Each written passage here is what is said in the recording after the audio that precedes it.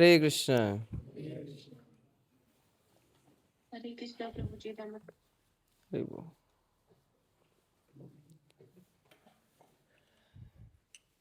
जय राधा माधव कुंज बिहारी।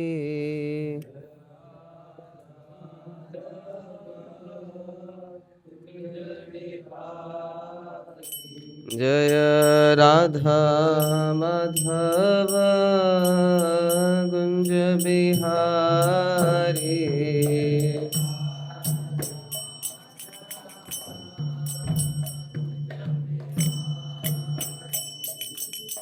गोपी जन वल्लभ गिरिवरधारी।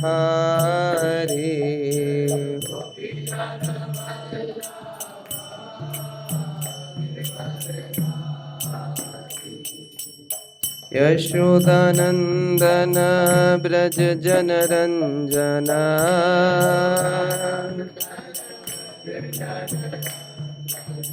यशोदानंदन ब्रज जन रंजन।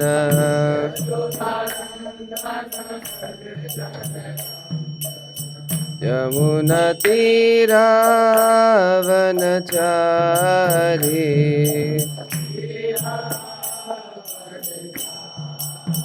यमुना तीरावनचारी।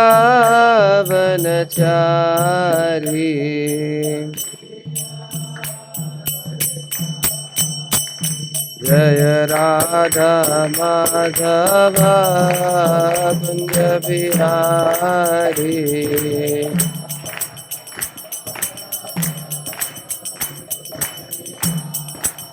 जय राधा माधव कुंज बिहारी।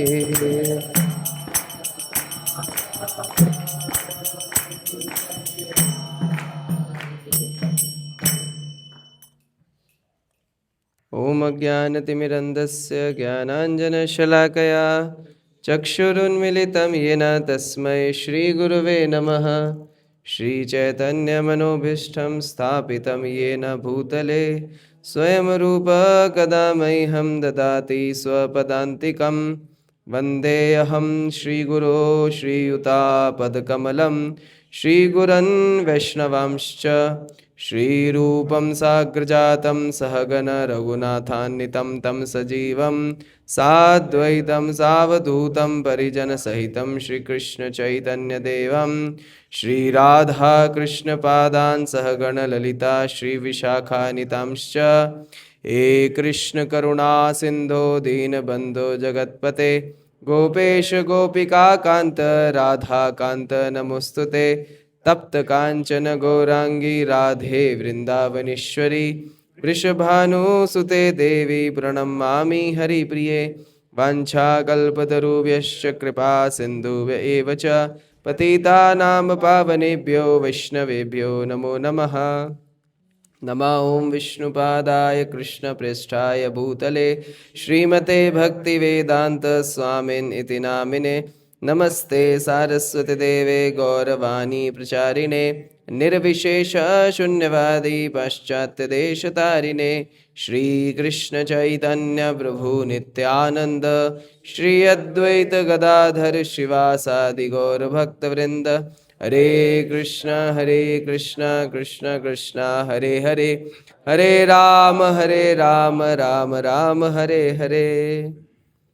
जय जय श्री चैतन्य जय नित्यानंद जय अद्वैत चंद्र जय गौरभक्तवृंद।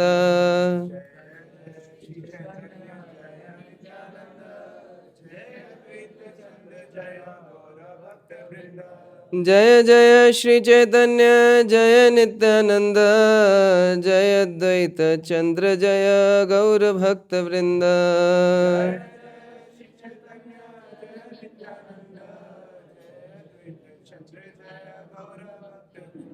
जय जय श्री चैतन्य जय नित्यानंद जय अद्वैत चंद्र जय गौर भक्त वृंद।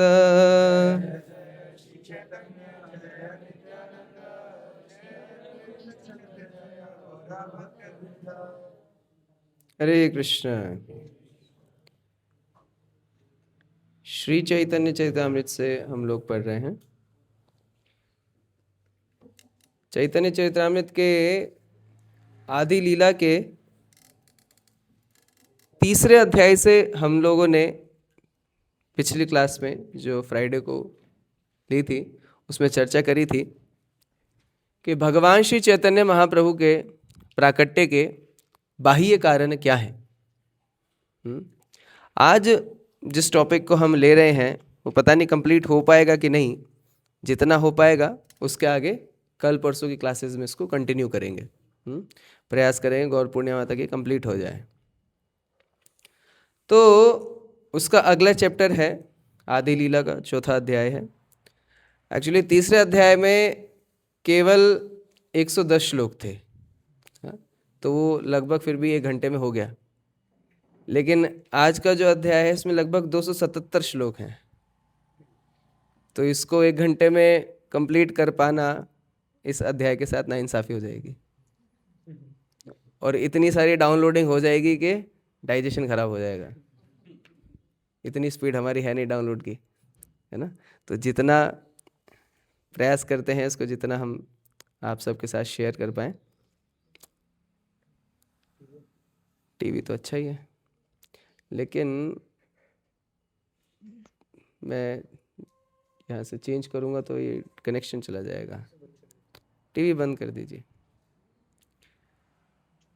क्योंकि वैसे ही बहुत सारे डिफरेंट श्लोक अलग अलग जगह से वो किए हैं, तो बहुत स्क्रिबल्ड नोट्स हैं, अलग अलग जगह, कुछ इधर है कुछ इधर है कुछ अलग अलग जगह पे है, सब अलग अलग जगह लिखा हुआ है।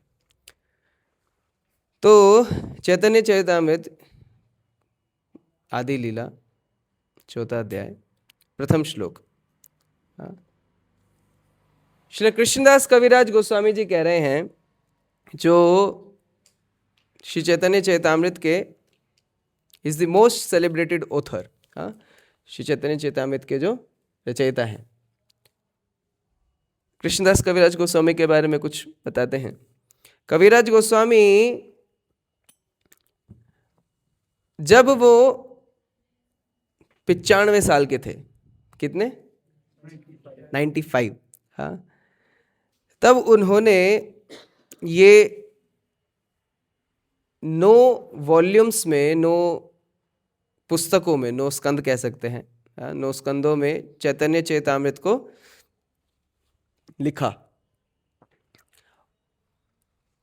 90s में उनकी स्थिति इतनी गंभीर थी, शारीरिक स्थिति, कि वो देख भी नहीं पाते थे। मतलब इतने कमज़ोर थे, इतने कमज़ोर के आंखें बंद ही रहती थी। आंखें खोलने के लिए ऐसे पलक को पकड़ के उठाना पड़ता था, अगर जो छोड़ देते थे तो आंखें बंद हो जाती थी। इतने वीक थे, इतने कमज़ोर थे। हाँ, और सुनने की शक्ति लगभग ख़त्म सी हो गई थी, हाथ कांपते थे, हाँ, उनके वीकनेस के कारण शारीरिक, हार्डली कुछ याद रख पाते थे। तो वो श्री चैतन्य महाप्रभु को प्रार्थना कर रहे हैं, ग्लोरीफाई कर रहे हैं इस प्रकार से कि देखिए ये श्री चैतन्य महाप्रभु की कृपा है एक्चुअली, हाँ, क्योंकि उन्हीं की कृपा से ये जो ग्रंथ की रचना हुई है, ये डिवोशनली ही नहीं, पोइटिकली भी देखा जाएगा तो बहुत मधुर है। चैतन्य चैतामृत के जो श्लोक हैं बहुत मधुर हैं, सुनने में बहुत मधुर हैं, हमारे समझ में जितने भी आए परंतु श्रवण करने में अति मधुर हैं। तो महाप्रभु को पूरा क्रेडिट दे रहे हैं, श्री चैतन्य महाप्रभु को, नित्यानंद प्रभु को।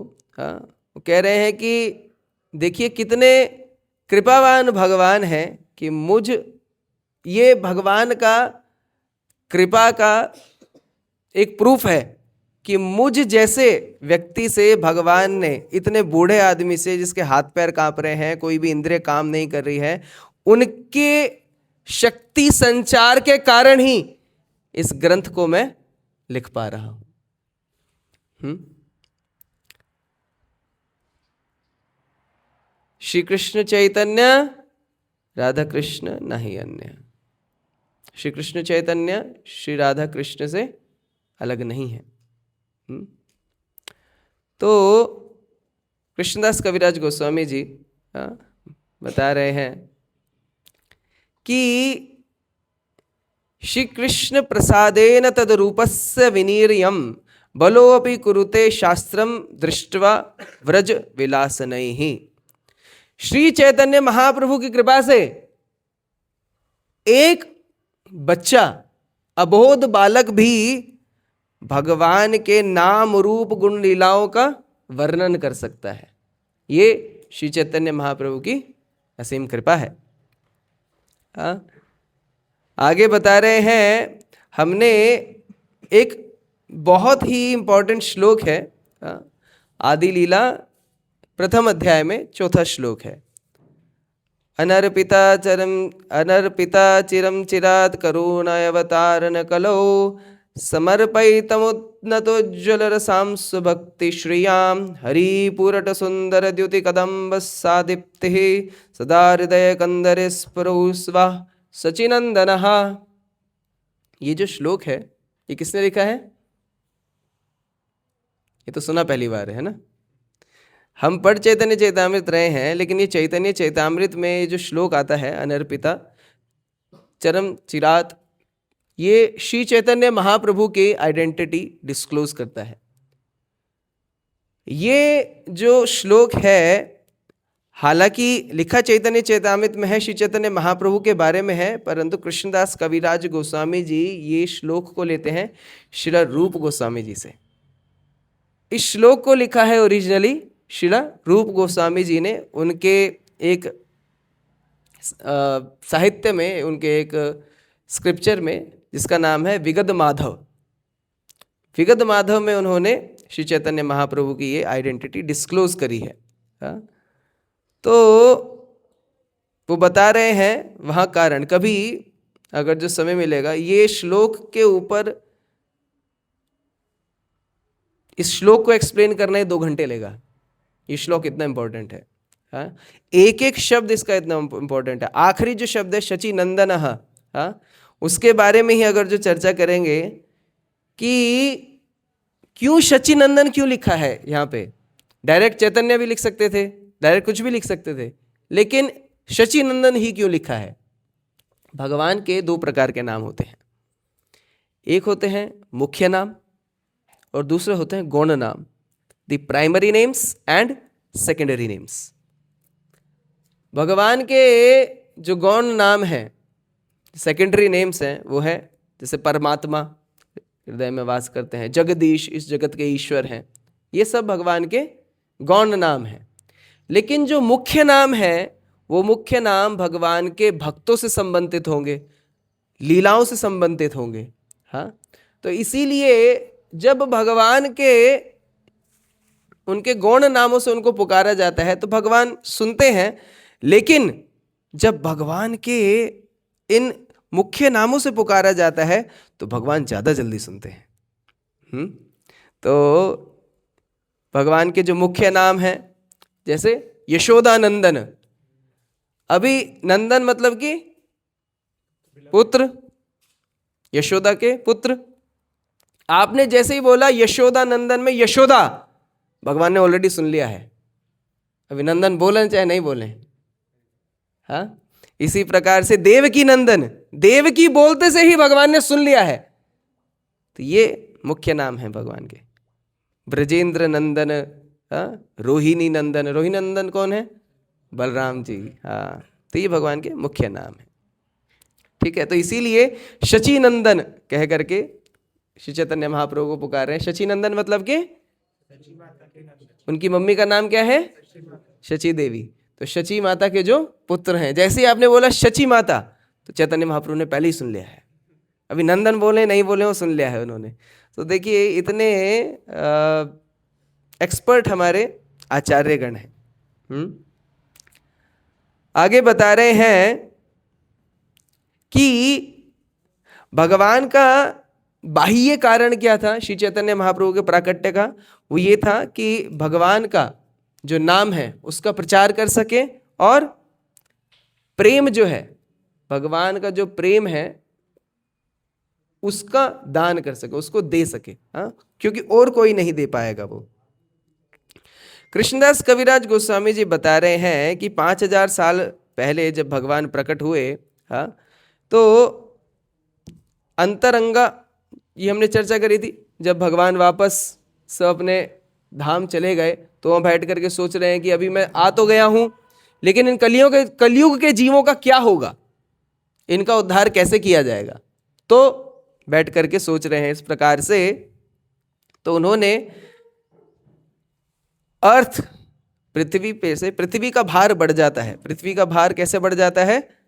जब हम जैसे जीव आकर के यहाँ बैठ जाते हैं, आकर के जैसे घर में गालियाँ खाते ना, चप्पल चटका रहे हो, है ना, इसी प्रकार से जो भक्ति नहीं कर रहे हैं, पृथ्वी पर आ गए हैं, भक्ति नहीं कर रहे हैं, केवल पाप कर्म में लिप्त हैं, तो क्या कर रहे हैं? वो पृथ्वी का केवल भार बढ़ा रहे हैं। हाँ, तो हम जैसे जीव क्या कर रहे हैं? पृथ्वी का केवल भार बढ़ा रहे हैं, भक्ति नहीं कर रहे हैं। तो और भगवान का आने का कारण भगवत गीता में क्या बताते हैं भगवान?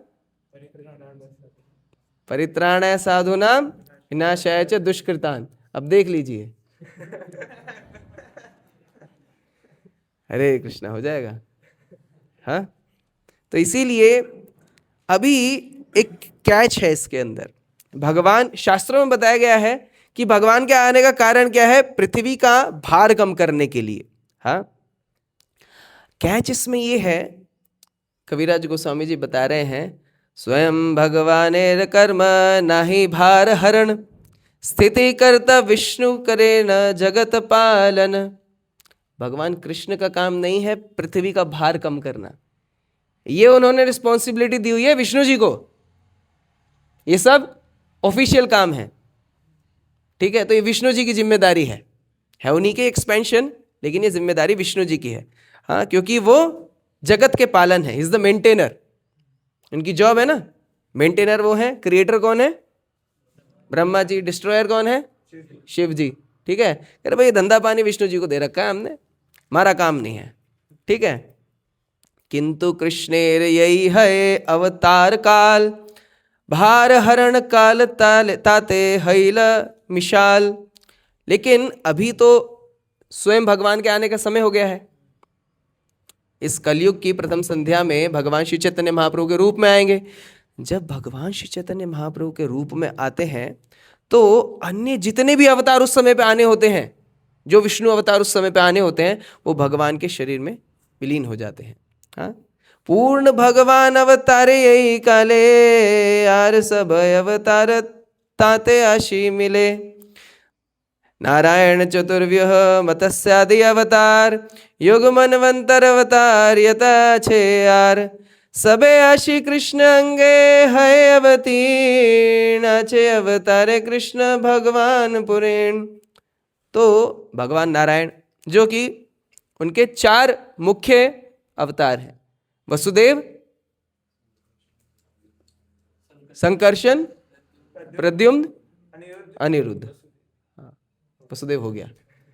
ठीक है, तो ये 4 मुख्य अवतार, हाँ, प्राइमरी एक्सपेंशन। उसके अलावा मत्स्य इत्यादि जो लीला अवतार हैं, उसके बाद युग अवतार हैं, जो मनवंतर अवतार हैं, जितने भी प्रकार के अवतार होने होते हैं, जब भगवान स्वयं श्री कृष्ण आ रहे हैं तो ये सारे अवतार उनके अंदर मर्ज हो जाते हैं। हाँ, अतएव विष्णु तखन कृष्णेर शरीरे, विष्णु द्वारे करे कृष्ण असुर संहारे। जब भगवान कृष्ण के शरीर में विष्णु जी, महाविष्णु आ गए हैं, हाँ, तो अभी मारने पीटने का जो काम है भगवान नहीं करते हैं। इवन कृष्ण लीला में भी, जैसे एक लिटिल कृष्णा किसने देखा है? सबने देखा है। हाँ, अभी जब लिटिल कृष्णा देखते हैं तो जैसे ही कोई तृणाव्रत आ रहा है या कोई पूतना आ रही है तो भगवान को देखते हैं, हेलमेट पहना हुआ है, उन्होंने चेस्ट गार्ड पहना हुआ है, एकदम, है ना, सब कुछ एकदम अपने। लेकिन यशोदा मैया ऐसे नहीं देखते हैं। यशोदा मैया देखते हैं लाला बेयर चेस्ट है, धोती पहन रखी है और ऐसे ही भगता फिर रहा है ना। तो इसीलिए भगवान लड़ाई करने के लिए विष्णु जी, नारायण जी आप करो ये काम, मेरे मूड नहीं है, मैं लीला करने के लिए आया हूँ।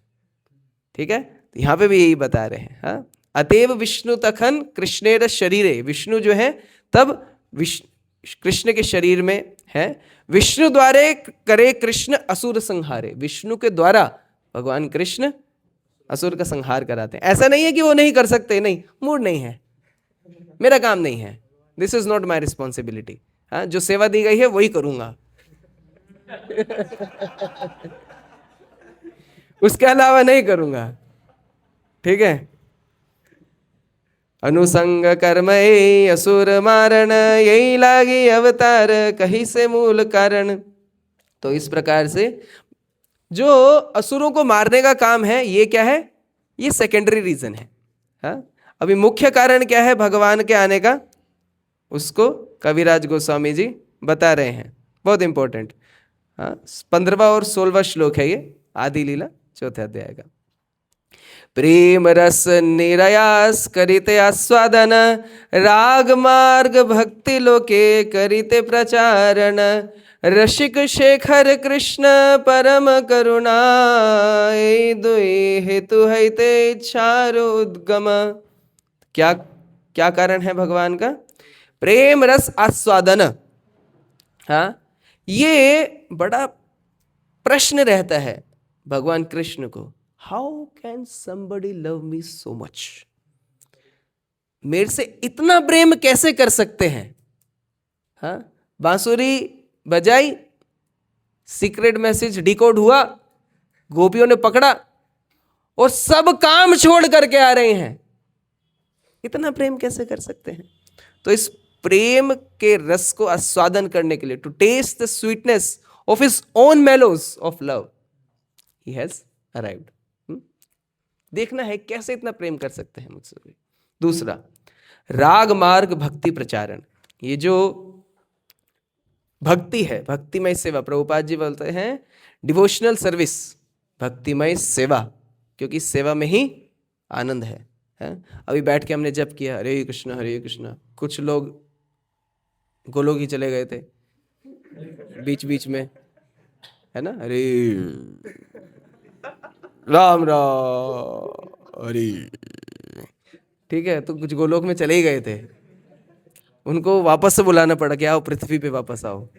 हाँ, होता है जब कभी कभी सुबह उठते हैं और आ करके सुबह सुबह उठा दिया, कितना 3:30 बजे उठना पड़ता है, 4:30 यहाँ पहुँचना है, तो कुछ कुछ भक्त लोग 3 बजे भी उठते हैं, उठे, नहाए धोए, नित्य कर्म करे, पहुँचे, जैसे तैसे गिरते पड़ते हैं यहाँ तक, संसार दावा, लाइटें बंद हैं, आंख बंद करते हैं तो बहुत अच्छा लगता है, ऐसा लगता है नींद आई जाएगी, लेकिन भक्त लोग कहते हैं अब डांस करो, बड़ी समस्या है, ठीक से खड़े भी नहीं होने देते। ठीक है, अभी नरसिंह आरती होगी, थोड़ा बैठ जाएंगे, नमस्ते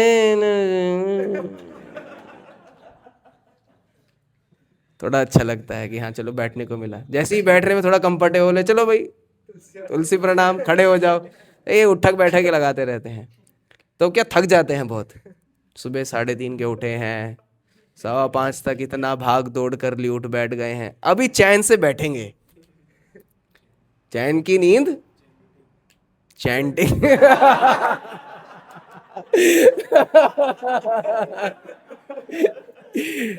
तो चैन से बैठेंगे, चैंटिंग करेंगे और चैन की नींद सो जाएंगे, हैं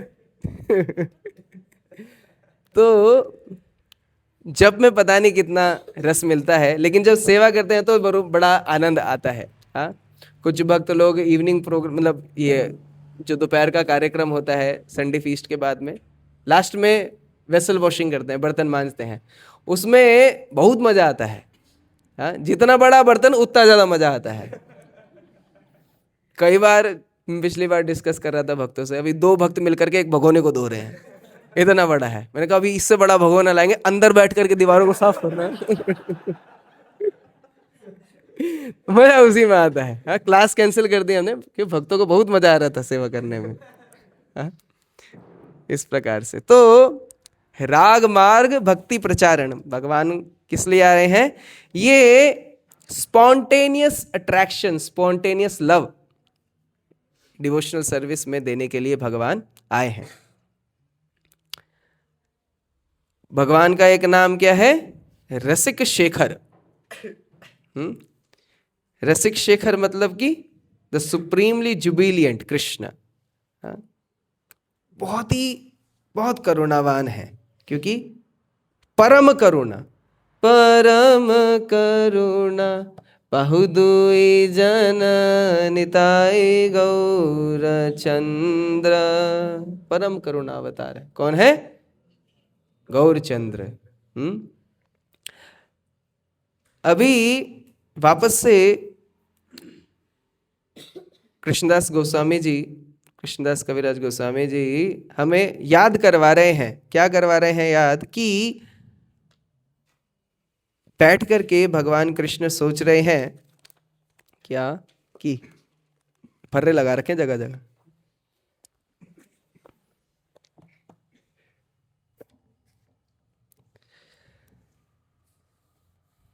याद दिला रहे हैं हमें। पिछले चैप्टर में हमने डिस्कस किया था कि भगवान को हम ऑ एंड रेवरेंस के माध्यम से, भगवान को ज्यादा मजा नहीं आता है। ऑ एंड रेवरेंस हिंदी में बोलेंगे तो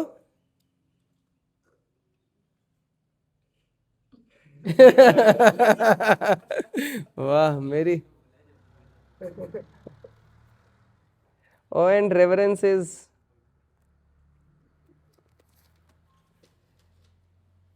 बाप रे, अभी याद था अभी भूल गए।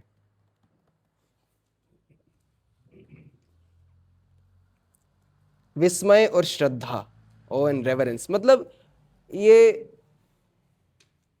बहुत ही, जैसे कि ओ एंड रेवरेंस का एग्जांपल कहेंगे राजा। राजा को हम दोस्त नहीं मानेंगे। जैसे मोदी जी आए यहाँ पे, गले में हाथ डाल के नहीं घूमेंगे उनके।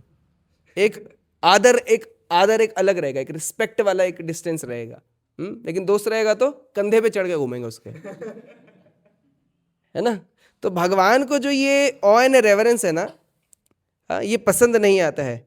ऐश्वर्य ज्ञाने ते सब जगत मिश्रित, ऐश्वर्य स्थिल प्रेमे नाही मोर प्रीत। ये जो ऐश्वर्य भाव से जो मेरे साथ आदान प्रदान कर रहे हैं, वो मेरे को ज्यादा पसंद नहीं है। हमारे ईश्वर माने अपना के हीन, तार प्रेमे वशामी न है अधीन। लेकिन अगर जो कोई if one regards me as lord and one self as subordinate, अगर जो स्वयं को सबॉर्डिनेट दास मान करके और मुझे प्रभु मान करके कोई इस प्रकार से मेरे साथ आदान प्रदान कर रहा है, तो मुझे कंट्रोल नहीं कर पाएगा। मुझे कंट्रोल करना है तो कैसे करना है? अभी भगवान बताते हैं भगवत गीता में, ये यथा माम प्रपद्यन्ते। भगवान जिस प्रकार से हम डील करते हैं उसी प्रकार से रेसिप्रोकेट करते हैं। मोर पुत्र मोर शाखा, मोर प्राणपति, यही भावे यही मोरे कृष्ण शुद्ध भक्ति।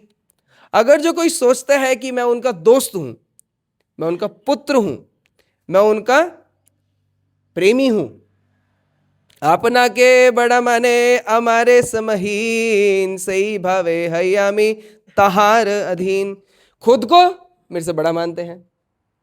जैसे कि भगवान के दोस्त ज्यादा इज्जत नहीं करते हैं। तुम हार गए हो, तुम्हारे कंधे पे बैठना पड़ेगा, हमें लेकर के घूमना। फिर पास्ट टाइम सुनाया था, दोनों खेल रहे थे। कौन? भगवान के गोपगण और भगवान। भगवान हार गए, हारने वाले को क्या करना है? जो जीत गया उसको कंधे पे बिठा करके एक जगह से दूसरी जगह लेकर के जाना है। कृष्ण कहा नहीं नहीं, झूठ बोल रहे हो, झूठ बोल रहे हो। केले का छिलका पड़ा था, फिसल गया मैं। अरे फालतू बात मत करो, कहाँ केले का छिलका दिखाओ। कह रहे अभी तो मैं फिसल गया ना, अब नहीं बचा यहाँ पे।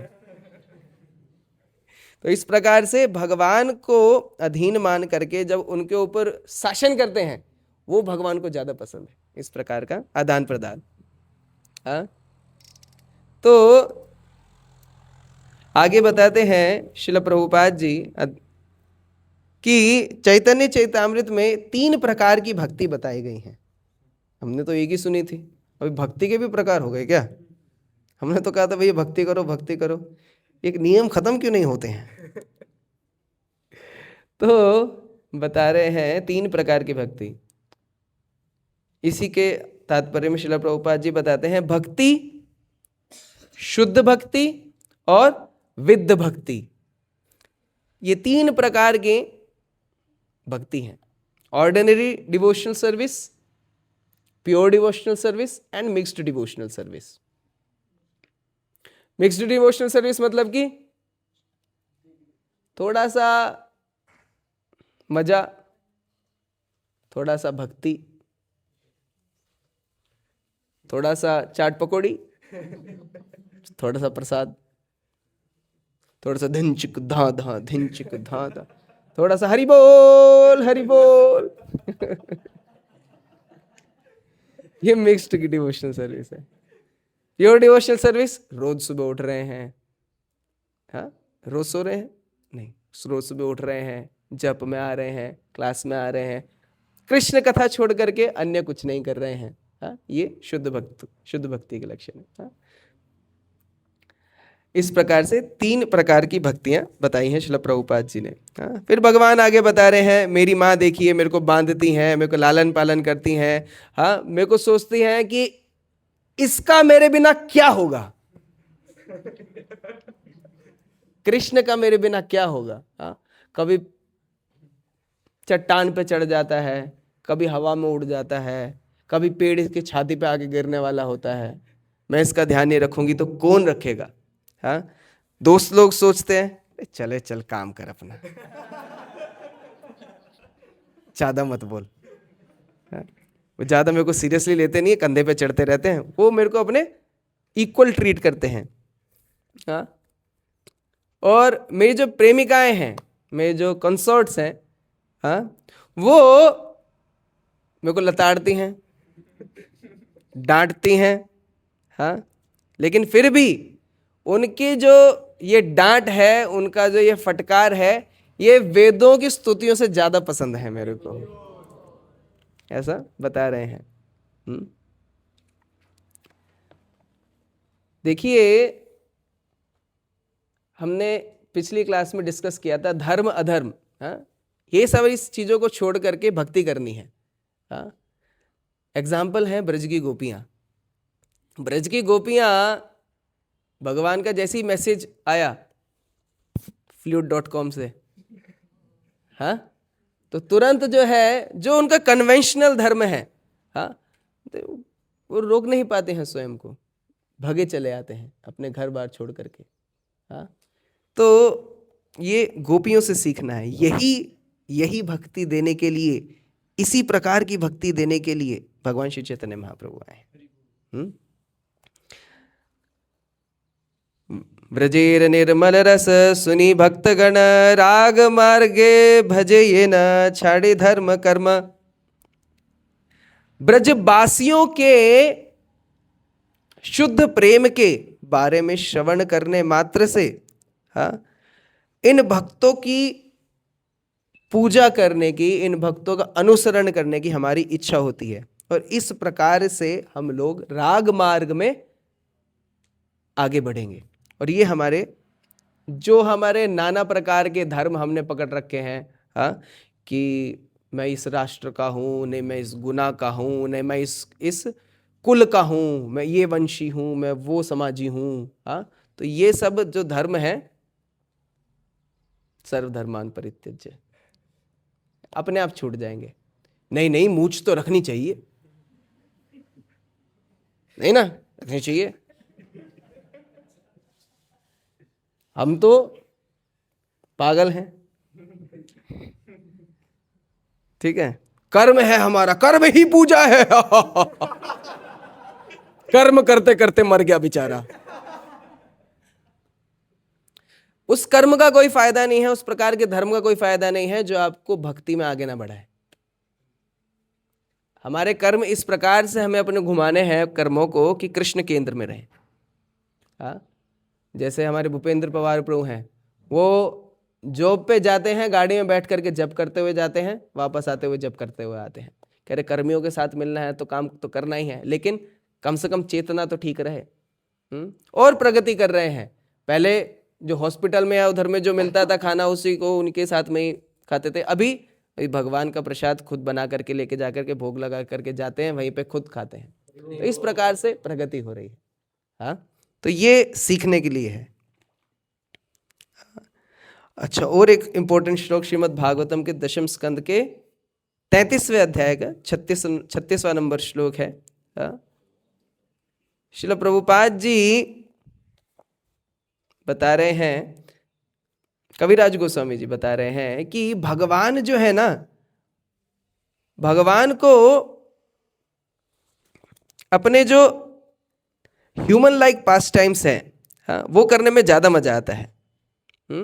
अनुग्राह भक्ति नाम मनुष्याम देह आश्रिता, मनुष्य के तरह, मनुष्य के देह में, मनुष्य देहाम आश्रिता, मनुष्य के देह के आश्रय में जो भगवान कृष्ण अनुग्रहाय भक्ता नाम, भक्तों के स्पेशल अनुग्रह पे भगवान मनुष्य के शरीर में आते हैं। भजते तादृश क्रीड़ा या श्रुत्वा ततो परो भवेत।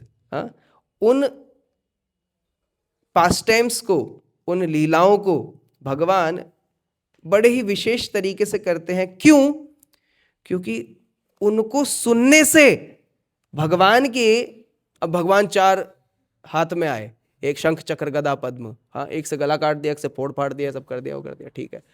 भगवान आए कूर्म रूप में, भगवान आए मत्स्य रूप में, ठीक है, बहुत अच्छी बात है, लेकिन हम संबंध नहीं बिठा पा रहे हैं। भगवान आए कैसे, घोड़े के मुंह में, जैसे घोड़े का शरीर है, भगवान आए नरसिंह रूप में, भगवान आए शुकर रूप में, अच्छी बात है।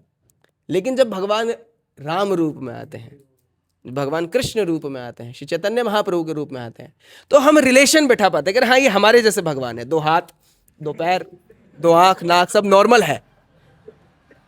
तो भगवान मनुष्य के तरह, भक्तों के अनुग्रह पर ही भगवान जो ये मनुष्य रूपी शरीर में, मनुष्य रूपी 2 हाथ 2 पैर वाले रूप में जब लीलाएं करते हैं, तो वो हमारे मन को बड़ा आकर्षित करती हैं, वो हमारे मन को बांध करके रख लेती हैं।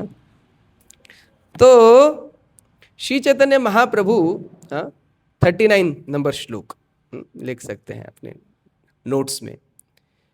श्री चैतन्य महाप्रभु के अभी 2 इंटेंशंस, क्यों वो भक्त के रूप में आना चाहते हैं। किसी भी भगवान के रूप में भी आ सकते थे, लेकिन भक्त रूप में ही क्यों आना चाहते हैं। 2 हेतु अवतारे लाय भक्तगण, आपने आस्वादे प्रेम नाम संकीर्तन। भगवान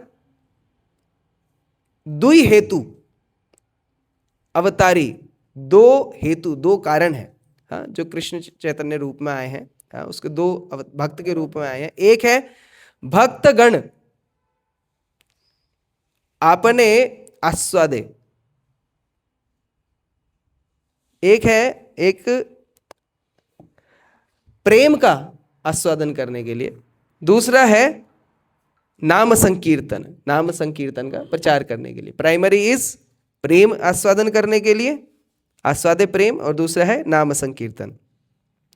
श्री चैतन्य महाप्रभु पूरे विश्व को नाम और प्रेम से आप्लावित करती है। हाँ, आचार और प्रचार, ऐसा नहीं कि उन्होंने केवल प्रचार किया, आचार नहीं किया, आचरण नहीं किया। आचरण मतलब आचार नहीं, आचरण नहीं किया। यही मत भक्त भाव करी अंगीकार, आपने आचार्य भक्ति करीला प्रचार। श्री चैतन्य महाप्रभु इस प्रकार से भक्त रूप में आए हैं कि ना ही केवल उन्होंने प्रचार किया, अपितु उसका आचरण भी किया। कैसे ये भक्ति करना प्रैक्टिकल है, श्री चैतन्य महाप्रभु स्वयं करके दिखाए। मैं कर सकता हूं, आप भी कर सकते हैं, बिकॉज मनुष्य की तरह के रूप में आए हैं। बहुत स्पेशल है। कभी आपके पास समय हो और 1 आध हफ्ते कुछ काम धंधा नहीं हो, आपको लगे कि बहुत समय है, तो श्रील रूप गोस्वामी को श्री चैतन्य महाप्रभु ने जो शिक्षाएं प्रदान करी, श्री चैतन्य चैतामृत के मध्य लीला में ये चैप्टर आता है, इसको पढ़िएगा। हाँ, कृष्णदास गोस्वामी कह रहे हैं कि श्री चैतन्य महाप्रभु के पास 3 रघुनाथ हैं। कौन कौन है वो 3 रघुनाथ? रघुनाथ दास, रघुनाथ भट्ट, एक और है जो उनके डॉक्टर हैं, हाँ, उनका नाम भी है रघुनाथ। 3 है रघुनाथ, लेकिन रूप केवल एक ही है। रूप गोस्वामी केवल एक ही है। कहीं अगर जो श्री चैतन्य महाप्रभु के शिविर में जाएंगे और रूप का नाम लेंगे तो केवल एक ही रूप है, श्रील रूप गोस्वामी पाद की जय। हाँ, अभी मेरे को बताइएगा कब समय हो गया है, क्योंकि समय तो खत्म हो जाएगा लेकिन ये खत्म नहीं होगा। अभी श्रीमती राधा रानी के बारे में बता रहे हैं। श्री चैतन्य महाप्रभु को अगर जो जानना है तो श्रीमती राधा रानी के बारे में जानना पड़ेगा, otherwise knowledge will be incomplete. मैंने पहले सोचा था इसको छोड़ दूं, लेकिन इसको टच करना पड़ेगा, बिना टच करे काम चलेगा नहीं। तो देखिए, भगवान भक्तों के साथ में 5 प्रकार के रस आस्वाद करते हैं। कौन कौन से हैं? हाथ खड़ा करिए।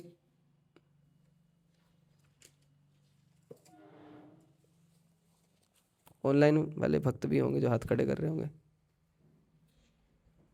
ऑनलाइन में कोई नहीं है क्या? हम तो है ही नहीं, हम तो यहाँ ही नहीं, हम हाथ क्यों खड़ा करें? ठीक है, बताइए निर्वाण प्रभु।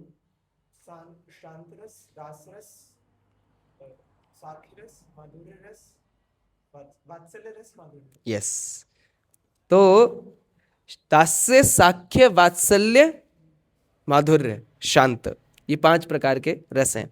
इन सब में ये क्रमबद्ध रूप से आगे बढ़ते जा रहे हैं। शांत रस, दास्य रस दास रूप में, फिर साख्य रस एज अ फ्रेंड, वात्सल्य रस माता पिता, और माधुर्य रस। हाँ, आप घर में भी देख सकते हैं, जीवन में भी देख सकते हैं। शादी के बाद सुनता नहीं है बेटा, ठीक है, इसीलिए वात्सल्य रस से ऊपर माधुर्य रस है ना।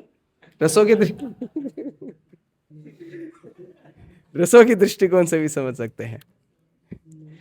तो अगली बार मम्मी कंप्लेन कर दी, शादी के बाद तू बदल गया। कह रहे हाँ, शास्त्रों में लिखा है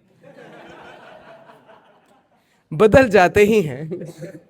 प्रेम हो जाता है ना, बचपन से खिलाया पिलाया बड़ा किया, वो ठीक है, अभी थोड़ा चेंज हो गया है। हाँ, तो श्रृंगार रस या माधुर्य रस इज द हाईएस्ट। हाँ, अभी माधुर्य रस में भी 2 डिविजन्स हैं। हाँ, श्रृंगार रस में भी, माधुर्य रस में 2 डिविजन्स हैं। एक है स्वकीय, एक है परकीय। हाँ, परकीय भावे जहाँ ब्रजेते प्रचार, तो ब्रज की गोपियां का जो भाव है भगवान के साथ में, वो है पराकीय रस में। हाँ, और स्वकीय रस मतलब कि वेडिड, परकीय मतलब कि अनवेडिड। तो जो द्वारका की रानियां हैं उनका स्वकीय भाव है, लेकिन ब्रज गोपियों का परकीय भाव है। व्रजवधू गणेर एई भाव निरवधि, तार मध्य श्री राधाय भावेरयवधि।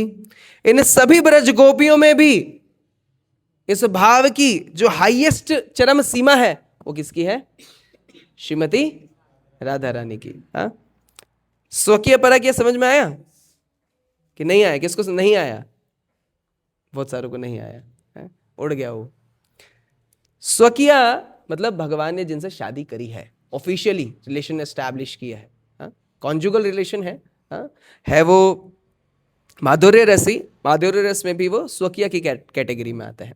हाँ, लेकिन ब्रज गोपियों के साथ में he did not do the official marriage. There was a marriage but it was not so official.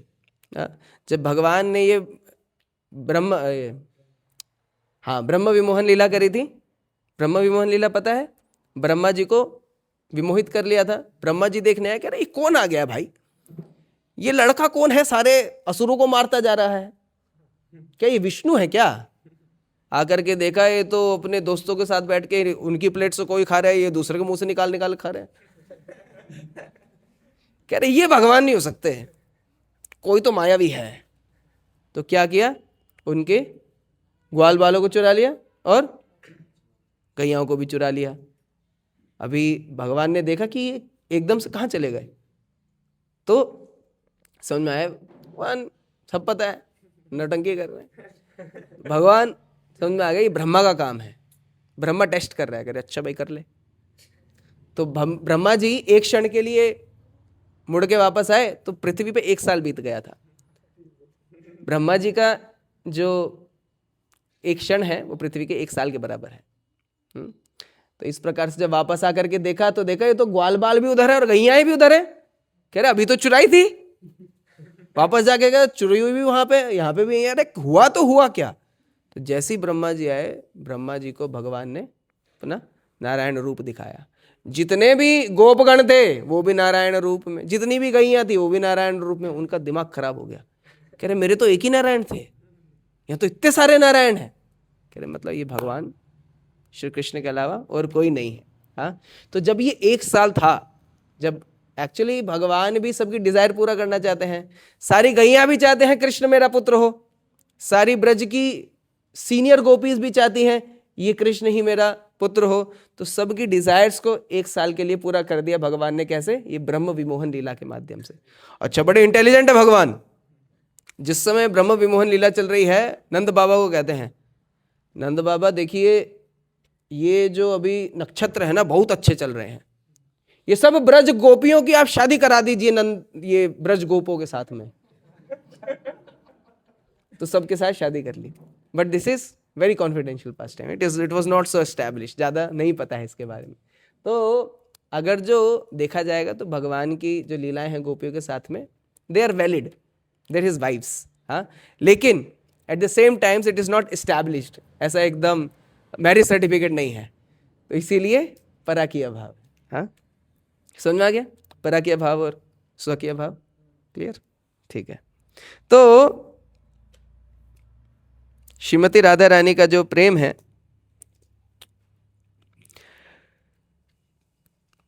भगवान अपनी इच्छा पूरी करने के लिए, इस बार तो जो आए अपनी इच्छा को पूरी करने के लिए आए, क्या? He wanted to taste the mellows of love of Shrimati Radha Rani. Radha Rani इतना प्रेम कैसे कर सकते हैं? तो इसीलिए श्री चैतन्य महाप्रभु श्रीमती राधा रानी का भाव लेकर के प्रकट हुए। श्री राधार भावे बे गौर अवतार, हरे कृष्ण नाम गौर करिला प्रचार, जयो जयो जगन्नाथ सचिरानंदन, त्रिभुवन करे जार चरण वंदन। बहुत सुंदर भजन है, सुनना चाहिए। हम गा सकते हैं, जो कोई 2 ताल बजाएगा, आप में से 2 ताल जब कोई सीखेंगे तब इनको खूब गाएंगे। ठीक है। अभी बहुत इंपॉर्टेंट सेक्शन आता है। हाँ, कह रहे हर सेक्शन को आप कहते प्रभु जी इंपॉर्टेंट है। हाँ, क्या करें, इंपॉर्टेंट ही है तो इंपॉर्टेंट ही बोलेंगे। अभी राधा कृष्ण एक हैं।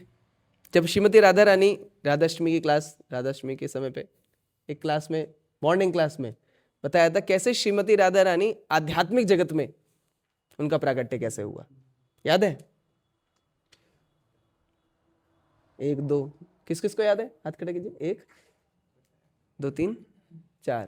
हाँ, बाकी सब खा गया 4।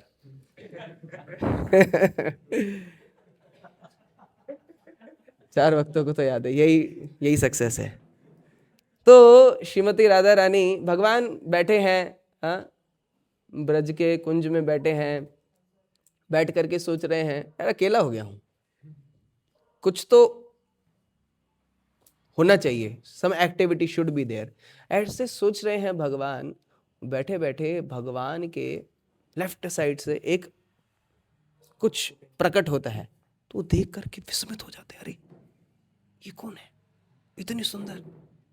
भगवान सोच रहे हैं मैं तो मदन मोहन हूं, मैं तो कामदेव को भी मोहित कर देता हूं, ये कौन है जो मेरे को मोहित कर रही है? मदन मोहन मोहिनी, श्रीमती राधा रानी की जय।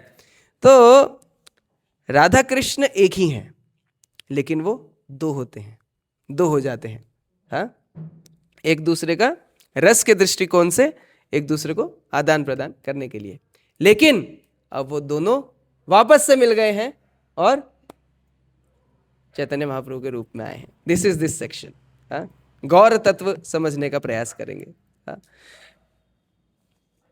ठीक है, दिखा तो सकते नहीं हैं। तो ये जो श्लोक है, ये श्लोक को आप नोट कर लीजिए। आदि लीला जो नोट्स ले रहे हैं और जो मन में लिख रहे हैं, आपको सब याद रहेगा ही। अब सब क्या कहते हैं, श्रुतिधर हैं। हाँ, तो श्रुतिधर भक्तों के लिए आदि लीला 4th अध्याय 55 नंबर श्लोक। राधा कृष्ण प्रणय विकृतिर्हलादेन शक्तिरस्मात् एकात्मानव अपि भुवि पुरी देह भादम गतौ तौ चैतन्याख्यं प्रकटमाधुन तद्वयं चैतन्याप्तम राधा भाव द्युति सुवलितम नवमी कृष्ण स्वरूपम। तो ये भी बहुत इंपॉर्टेंट श्लोक है। आदि लीला में प्रथम अध्याय में ये दोनों श्लोक एक के बाद एक आते हैं, 4थे नंबर और 5वें नंबर का श्लोक है।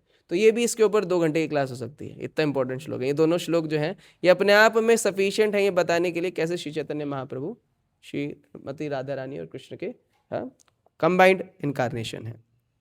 जब ये क्लास जब ये हो जाएगा तो पूछ लीजिएगा, हम क्लास एंड कर देंगे, है ना।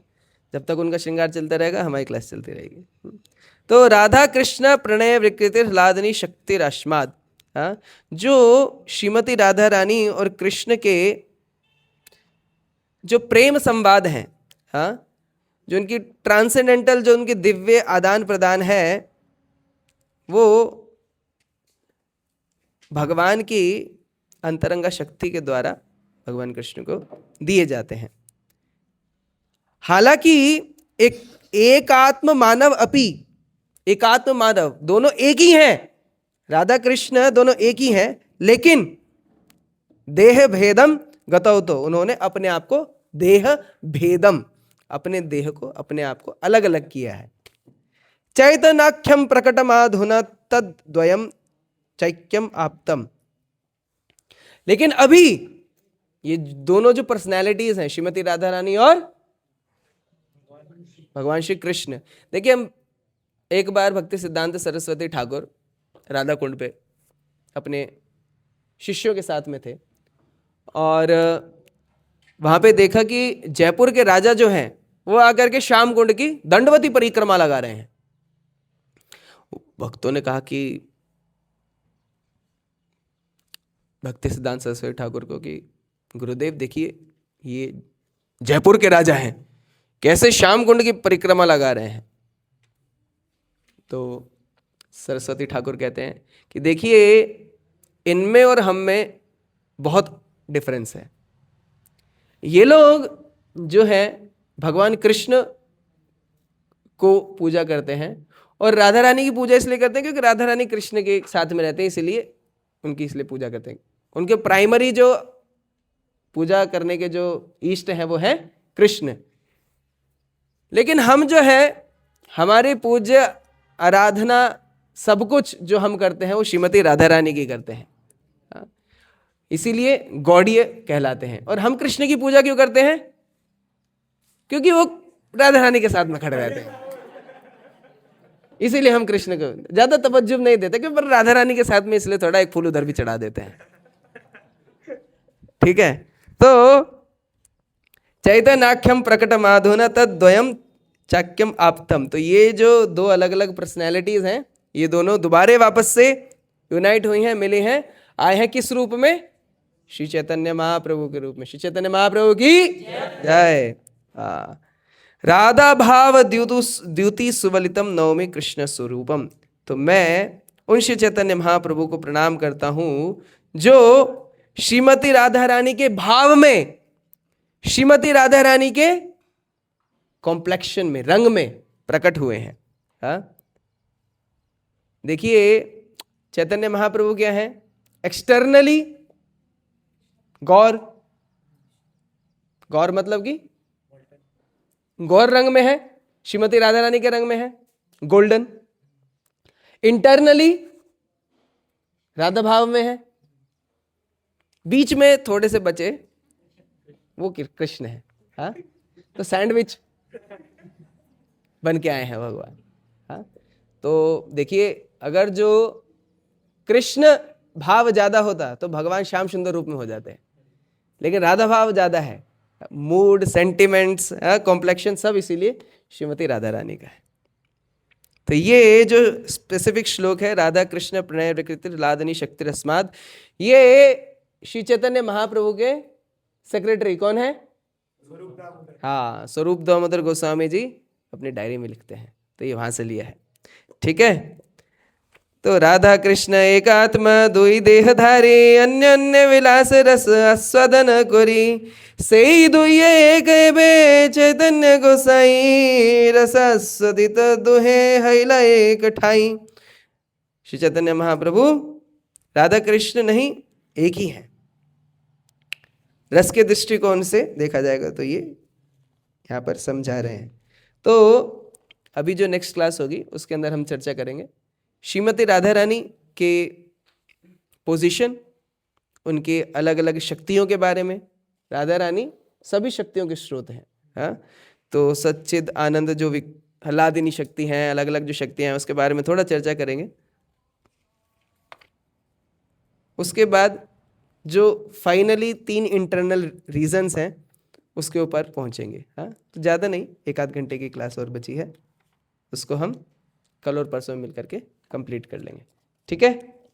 किसी भक्त का कोई प्रश्न? कुछ समझ में आया? कुछ समझ में आया?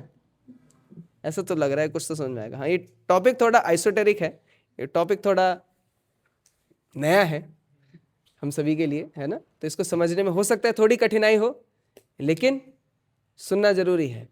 कल चल के आपसे कोई बोल रहेगा कि अरे यार क्या है, हरि बोल करते रहते हो, क्या ये रोते धोते रहते हो, हरि नाम करते रहते हो, नाम वाम करते रहते हो, कौन है चैतन्य महाप्रभु? कम से कम आपको पता होगा, है ना? इसीलिए लीला का डिस्क्रिप्शन करेंगे कि भगवान ने बचपन में ये किया, वो क्या हो गया, वो भी होगा, अगले सप्ताह होगा वो, लेकिन जब गौर पूर्णिमा सेलिब्रेट करेंगे। लेकिन अभी हम थोड़ा तत्व के दृष्टिकोण से समझ लेते हैं, अगले सप्ताह लीला के दृष्टिकोण से समझ लेंगे। यस, सर्व कारण कारण है, वो ऐश्वर्य के भाव से रहता है, क्योंकि भगवान खुद एक्सक्लेम कैसे हो सकते हैं, क्योंकि वो तो खुद ही दुआ है ना। सर्व कारण कारणम, सर्व कारण कारणम मतलब कि जैसे ट्रेन चल रही है, हमारा कोच है S10। S10 कोच क्यों चल रहा है? क्योंकि S9 वाला खींच रहा है उसको। S9 वाला क्यों चल रहा है? S8 वाला खींच रहा है। ऐसे एक एक आगे वाला कोच उसको खींच रहा है। तो ये छत गिरेगी अगर जो, तो कारण है कि पिलर कमजोर है। लेकिन दूसरा कारण था क्योंकि अर्थक्वेक आया था। लेकिन तीसरा कारण था कि बाप बहुत कर रहे थे हम लोगों ने। ठीक है, इसी प्रकार से इमीडिएट रीजन S10 को चलने का है S9, लेकिन अल्टीमेट रीजन इस S10 का चलने का है इंजन। तो भगवान सर्व कारण कारणम कैसे हैं? इस चीज के होने का कारण हो सकता है मैं मरा क्यों? क्योंकि पिलर मेरे पे गिर गया। ठीक है, तो ये इमीडिएट रीजन है। लेकिन सर्व कारण कारणम क्या है? क्योंकि भगवान की इच्छा थी कि मेरी मृत्यु हो, तो इस प्रकार से। ठीक है, we can see the immediate effect. हम इमीडिएट लेवल पे देख पाते, भाई इनने मेरे को चांटा क्यों मारा? आपको ये याद नहीं, परसों आपने मारा था उसको। ठीक है, इमीडिएट समझ में आ रहा है आपको, लेकिन पुराना समझ में हो सकता है चांटा ना मारो, बेइज्जती करी हो, तो वो बेचारा बदला ले रहा है आकर के। ठीक है, तो कोई और प्रश्न? एक्सक्लेम हो जाते हैं, कैसे एक्सक्लेम हो जाते हैं मतलब? आश्चर्यचकित हो गए थे कि हाँ, तो भगवान भी चकित हो जाते हैं, ऐसी बात नहीं। भगवान भी चकित हो सकते हैं। तो चकित होने की जो पोटेंसी है ये भी भगवान से आई है। जितनी भी चीजें हैं, जितने भी रस हैं, ये सब भगवान से आए हैं। चोरी करने की टेंडेंसी भगवान से आई है। चौराष्टकम है पूरा उसके ऊपर। हाँ, बिल्वमंगल ठाकुर लिखे हैं चौराष्टकम। हाँ, 8 श्लोक हैं, भगवान को बता रहे हैं कैसे चोर हैं वो। बहुत सारी चीजों के बारे में उसके अंदर बता रहे हैं। तो जितने भी ये गुण हैं, चोरी करने के, उल्टे सीधे काम करने के, अच्छे काम करने के, सब भगवान से आए हैं। सभी स्रोतों के स्रोत वही हैं, सर्व कारण कारणम वही हैं।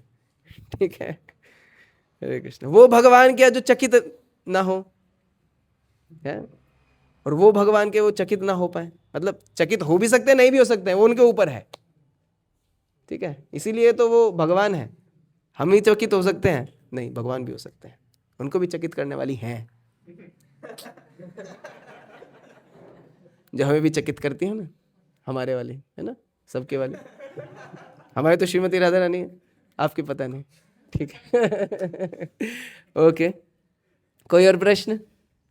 माता जी, जैसे हम नंदोत्सव मनाते हैं, होली उत्सव मनाते हैं, तो सब ब्रज के भाव है। तो प्रभु इसको मनाना हमारे लिए कितना मतलब ठीक है?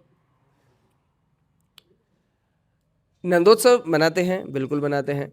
क्योंकि भगवान का प्राकट्य है। जैसे अभी गौर पूर्णिमा आ रही है 3 तारीख को, अगले दिन जगन्नाथ मिश्र उत्सव भी होता है। हाँ, जगन्नाथ मिश्र उनके घर में नंद हुए हैं। लेकिन और जो बहुत सारी चीज़ें हैं, हाँ, ब्रज में तो बहुत चीज़ें होती हैं, लेकिन हम उसको करने के, उसको रेप्लिकेट करने के या उसे आस्वादन करने की हमारी स्थिति है क्या, वो हमें देखना पड़ेगा। तो इसीलिए हमें जो आचार्यों ने हमारे स्थिति के हिसाब से, औकात is not a very good शब्द, पर उसको हाँ वो भी अच्छा नहीं है। कुछ सभ्य शब्द बताइए उसका। वाह, हाँ, हिंदी में योग्यता, वेरी गुड, थैंक यू। तो हमारी योग्यता के अनुसार जो हम जिस चीज़ को झेल पाएंगे वो आचार्यों ने हमें बताए हैं। तो हमारे लिए भक्ति क्या है, जो हमें आचार्यों ने दिया है।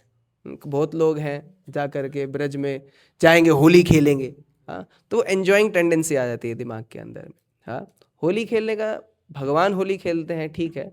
हमारा सारा जीवन जो है, हमारा सारा जो प्रयास है वो भगवान को आनंद देने का है। हाँ, भक्त लोग मुक्ति तक को ठुकरा देते हैं। क्यों? क्योंकि मुक्ति भी मुझे आनंद प्रदान करेगी, मैं मुक्त हो जाऊंगा, उसमें भगवान का क्या लेना देना होगा, नहीं ना। इसीलिए भक्त लोग मुक्ति को भी इसीलिए रिजेक्ट कर देते हैं। हाँ, तो इसीलिए हाँ, होली खेलेंगे, कैसे खेलेंगे, भगवान को प्लेजर देंगे। हाँ, इसीलिए होली के दिन श्री चैतन्य महाप्रभु आए। होली के दिन सुबह सुबह उठिए, मंगल आरती में आइए, ये हमारा तरीका है। हाँ, त्योहार को मनाने का। गौर पूर्णिमा के दिन छुट्टी किस किस की है? अभी गौर पूर्णिमा के दिन हाथ खड़ा करेंगे। होली के दिन सभी की छुट्टी है, आप लोगों की छुट्टी नहीं है? 3 तारीख को ये होली की छुट्टी नहीं है, ठीक है। 4 को है, ठीक है। जिनकी 4 को है वो 4 को, और जिनकी 3 को है वो 3 को। आप लोग मंगल आरती में आइए, ठीक है। केवल संडे ही भक्ति का दिन नहीं है। अरे गलती कर दी बता के यार, फालतू ही बता दिया। पहले पूछते तो नहीं बताते क्या, क्यों पूछ रहे हैं। तो छुट्टी का दिन मतलब सोने का दिवस नहीं है वो।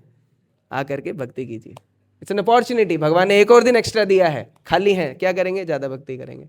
गौर पूर्णिमा के दिन है, ग्रहण का दिन है। ग्रहण के समय तो वैसे ही नाम जप ज़्यादा करना चाहिए। हाँ, तो इसीलिए गौर पूर्णिमा का दिन, यहाँ तो ज़्यादा एक्टिविटीज़ हम नहीं कर रहे हैं। जो लोग उज्जैन आएंगे उज्जैन आ सकते हैं। हाँ, कम से कम 64 माला उस दिन करनी चाहिए, प्रयास कीजिए। श्री चैतन्य महाप्रभु क्यों आए? नाम देने के लिए। तो कम से कम उस दिन तो नाम ज़्यादा करके लें, श्री चैतन्य महाप्रभु के प्लेजर के लिए। हमारी भक्ति क्या है? भगवान को आनंद प्रदान करना। तो होली हमारी यही है, हमारी होली नाम से होली, ठीक है। ग्रहण आ रहा तो उसको हमारी पद्धति से कैसे क्या करना है? ग्रहण आ रहा है तो ज़्यादा कोई समस्या की बात नहीं है। भक्तों के लिए दर्शन खुले ही रहेंगे। शटर बंद कर देंगे हम, लेकिन भगवान के पट खुले रहेंगे। 4 बजे खुल ही जाएंगे, आकर के दर्शन कर सकते हैं। हाँ, और आकर के भगवान के सामने बैठ करके जप कीजिए, कोई दिक्कत की बात नहीं। जब ग्रहण पूरा हो जाता है, 6:50 पे ग्रहण पूरा हो जाएगा, तो तब नहा धो करके साफ कपड़े पहन करके भगवान के और भजन करने चाहिए। आरती होगी 7 बजे, आरती कर सकते हैं। इस प्रकार से जो ये दौरान है, ग्रहण का काल है, उस समय कुछ खाते पीते नहीं हैं। हाँ, और अगर जो कुछ बना रखा है तो उसके अंदर तुलसी डाल करके रख दीजिए। चंद्र ग्रहण है वैसे तो। हाँ, और 7 बजे भगवान का अभिषेक भी होगा, ऑनलाइन भी देख सकते हैं। यहाँ पे आकर के आरती भी होगी, प्रभु जी रहेंगे यहीं पे ही। तो नई ड्रेस भी पहनाई जाएगी गौर पूर्णिमा के दिन भगवान को, तो उसके लिए भी दर्शन करने के लिए आ सकते हैं। तो that is how can do, ठीक है।